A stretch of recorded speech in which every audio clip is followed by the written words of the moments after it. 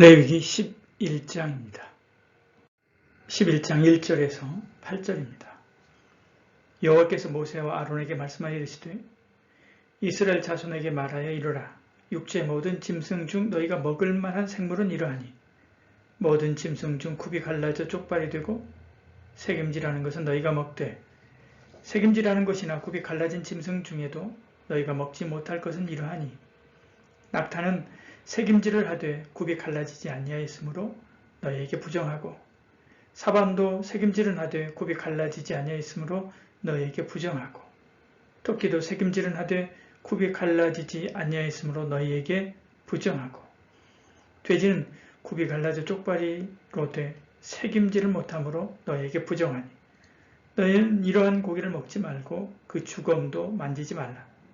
이것들은 너희에게 부정하니라. 아멘. 레위기 11장은 먹어야 할 것과 그렇지 않아야 할 것을 구별합니다. 2절에 이스라엘 자손에게 말하여 이르라. 육지의 모든 짐승 중 너희가 먹을 만한 생물은 이러하니 이렇게 말씀하죠. 하나님은 이스라엘 백성이 먹는 것까지도 구별시킵니다.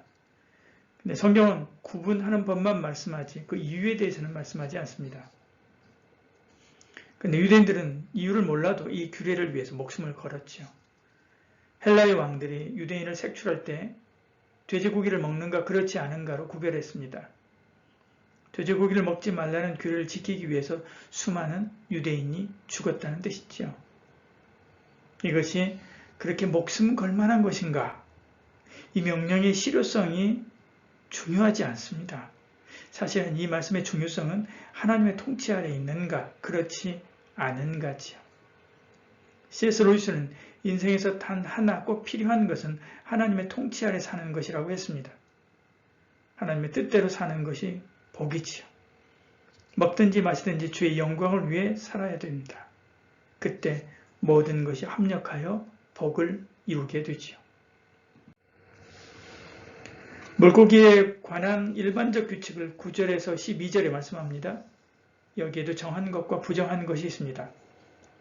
지느러미와 비늘을 가진 모든 물고기는 먹을 수 있습니다.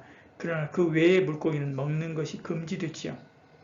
9절 10절에 물에 있는 모든 것 중에서 너희가 먹을 만한 것은 이것이니 강과 바다와 다른 물에 있는 모든 것 중에서 지느러미와 비늘이 있는 것은 너희가 먹되 물에서 움직이는 모든 것과 물에서 사는 모든 것, 곧 강과 바다에 있는 것으로서 지느러미와 비늘이 없는 모든 것은 너희에게 가증한 것이라. 금지된 물고기는 너희에게 가증한 것이라 라고 말씀하죠. 그러므로 먹지도 말고 가까이도 하지 말라라고 말씀하는 것입니다. 혐오하라는 것이지요. 처음 창조된 세상은 모든 것이 하나님 보시기에 좋았습니다. 그러나 인간이 범죄한 이후 상황이 달라졌죠. 어떤 것은 죄의 영향을 많이 받고 어떤 것은 적게 받았습니다. 예를 들어서 땅은 가시와 엉겅퀴를 내지만 궁창은 하나님의 영광을 선포하지요. 이처럼 어떤 물고기는 죄의 영향을 많이 받고 어떤 물고기는 죄의 영향을 덜 받았습니다. 그래서 어떤 물고기는 정하다 하시고 어떤 물고기는 부정하다 하시며 혐오하라 라고 말씀하시는 것입니다. 세상의 모든 직업도 빈부귀천이 없습니다. 그러나 어떤 일은 죄의 영향을 많이 받고 어떤 일은 죄의 영향을 적게 받습니다. 아무래도 술집이나 도박장은 죄의 영향을 많이 받을 것입니다. 그러므로 성도라면 피해야 하는 일이지요. 성도라면 마땅히 혐오해야 할 것을 혐오하고 취할 것을 취할 줄 아는 거룩한 분별력을 가져야만 합니다.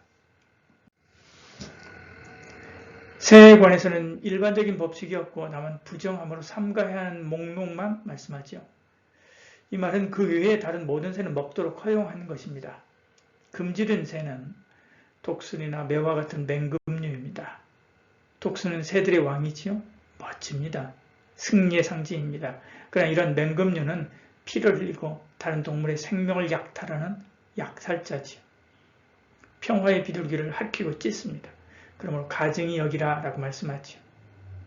그 외에 함께 모여 살지 않는 당아새와 부엉이, 황새와 까마귀 이런 것들은 어둡고 황량한 곳에 거주하는 새입니다.